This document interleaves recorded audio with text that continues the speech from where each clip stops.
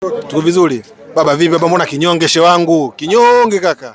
Kawaida kaka ndugu yangu. Kumbe inawezekana unaweza kuleta timu kiwanjani na ukapata goli 3 na ukashinda na ukaenda hatua inayofuata. Sasa uoga ulikuwa wa nini? Maana ilikuwa ndo swali la msingi na kuuliza tangu Simba waondoke kwenye mechi ya dabi wameonekana leo. Kumbe kwa inawezekana kaka. Na tulikuwa kweli tuna hamu na mai wetu. Mimi mpaka nimefunga safari huko nilipo nimekuja uwanjani. Ujue tulikuwa tunaasi. Kwa sababu tulifika Bunju kule tukakuta vichaka, tukawakuta wapo. Tukaona turudi, huu ndo ulikuwa muda sahihi wa kuja kumuona mai wetu na tumemuona kama wewe pia ulivyomuona. Hatishi wala ana maajabu yoyote. Sasa sijui kwa nini walikimbia, ila wanajua wenyewe sababu ya wao kukimbia.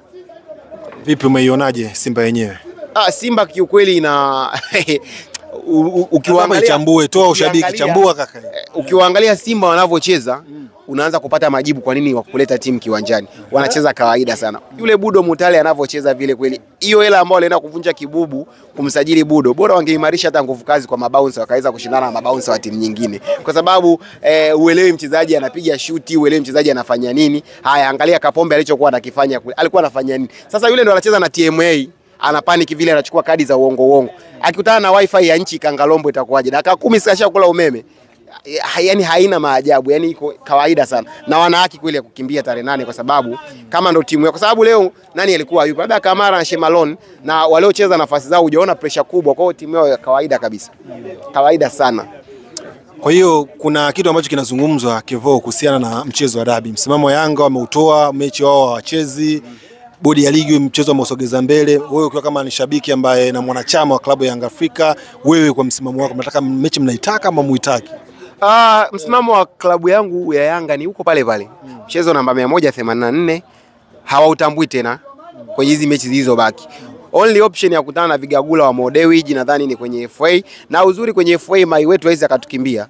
Unajua kwa ukimbiliki robo finali, nusu finali, finali ni mkoani. Sasa tutataka kuona anaweza kusafirisha timu mpaka mkoani alafu akagomea karudi Dar es Salaam kuja kurelax kama walivyokimbia juzi kwa Mkapa pale wakarudi kwao Bunju. Yaani huku kwenye FA hakuna option yoyote ya wao kukimbia. Aidha wasiende mkoani huko ambapo itapangwa au la, lakini hawezi wakakimbia. Na ndio njia pekee ya wao kukutana na sisi. Otherwise hata kwenye mechi za ligi ya wanawake Yanga Princess na Simba Queens bado hajacheza.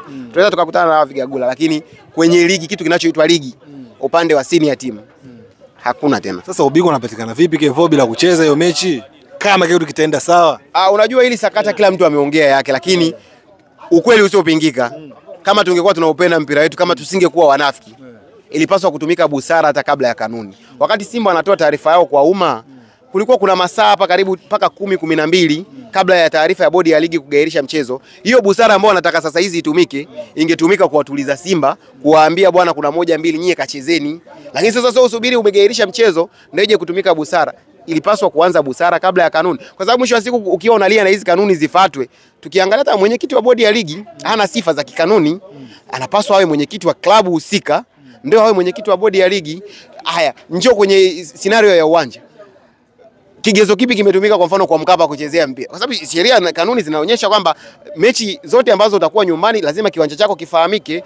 Home ground ya Yanga sasa hizi ni KMC Complex. Kwa hata kwenda kwa Mkapa pia sio kikanuni, tumeenda kwa mazoea. Sasa kwa nini hiyo busara na hayo mazoea yajatumika kuamua ile mechi ichezeke? Ushaangalia madhara ambayo yametokea kwenye ile mechi. Azam TV pale amefunga mitambo siku 3 kabla. NBC mdhamini wa ligi amefanya maandalizi ya ligi, mabango kila sehemu ndani ya siku 2. Okay fine, umemwangalia vipi ushabiki ambaye ametoka sijui Kazura Mimba, Kigoma, Mwanza kuja kuangalia dabi? Ametumia nauli, ametoa viingilio, mtu ametumia nauli 80,000 kiingilio, unakuta ametoa labda cha 30,000 VIP. Umemwangalia kwa misingi ipi? Unakuja unatoa taarifa kwa umma, unasisitisha tu, unasema kwamba kosa lilikuwa hapa na hapa, mchezo umegairishwa. Yaani umetumia kigezo gani? Umeomba basi hata radhi yao mashabiki. Okay fine. Watu wamemwaga futari pale siku ile, fanya biashara wadogo, ushawaangalia hao. Kuna watu imani naondoka tena. Kuna mtu ametoka mkoani hajafuatilia ligi labda kwa muda mrefu, alikuwa anasubiri Simba na Yanga.